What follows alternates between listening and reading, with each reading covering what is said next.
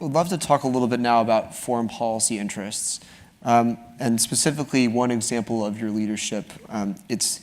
I'll lay out the scenario first. It's November of 2014. You're at the G20 summit in Australia, and Vladimir Putin comes up to you to shake your hand. You accept the handshake reluctantly, and you say to him, "You need to get out of Ukraine." Could you take us through what went through your head in that moment? Sure. Well, I'll tell you more of the story. First of all, like so many leaders, I had given Vladimir Putin the benefit of the doubt when I first came to office. You know, he had come to power in Russia after a terrible decade where the country literally fell apart, and the economic and social indicators for Russia from that period are some of the worst. Frank, it wasn't just a political collapse, some of the worst social and economic collapse any major country's ever seen. And so he came to power, reestablished order, seemed to be, a strong leader. So people gave him the benefit of the doubt at first.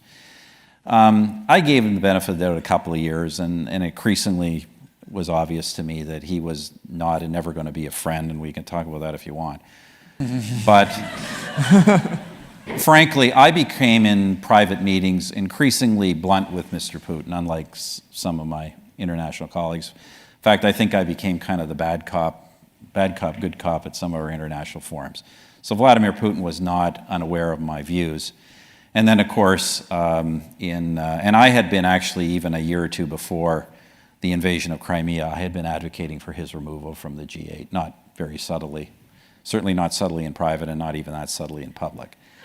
And so he invades Crimea and eastern Ukraine, and it was really my first meeting with Mr. Putin since that period. Let me just tell you a bit of the backdrop. What happens at international conferences? You see these things. You would not believe how much time you spend arriving at an international summit.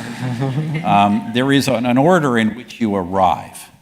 It's all established by protocol, and you all kind of drive up one at a time, and you assemble in a room before the conference begins. You come out and arrive again on the stage.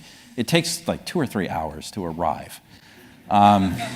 So anyway, I'd gone through, and they were doing the backwards order, the most junior to the most senior, and prime ministers, no matter how long you're in office, are always considered junior to presidents. So I had already arrived in the room backstage with most of the leaders. Putin would have been near the end of the arrivals.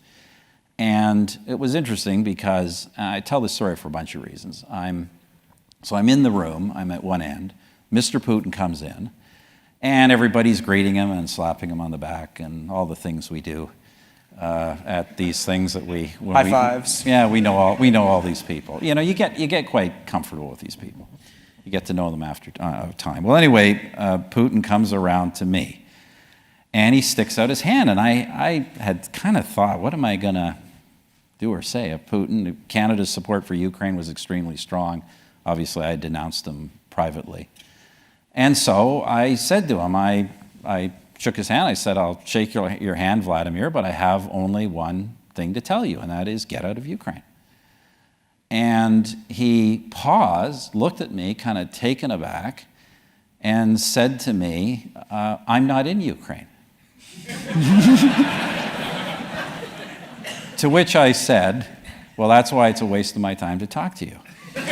And by the way, I was just reading, Teddy Roosevelt said, and this is so true, Teddy Roosevelt said about the Russians in 1905, he said, the most annoying things about the Russians is they will lie to you even when they know that you know they're lying.